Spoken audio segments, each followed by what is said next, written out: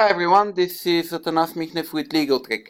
We're well aware that many of you invoice in more than one language, and always the default language in the invoice would be the first language that you use.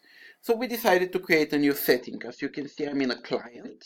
The client is Gecko Corp, and we've created a setting called Invoicing language.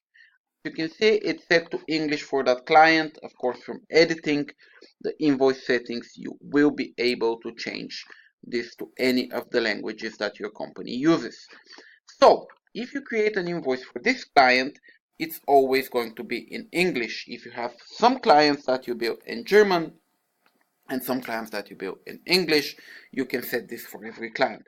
We created the same settings. As you can see now, I'm going inside a matter on the matter level. So actually you are able to select the invoicing language for individual matters as well.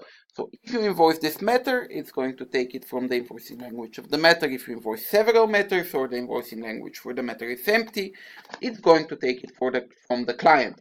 And if both are empty, it's going to use your default invoicing language. We hope this is going to be of service to you, and thank you very much for watching again our video on invoice language.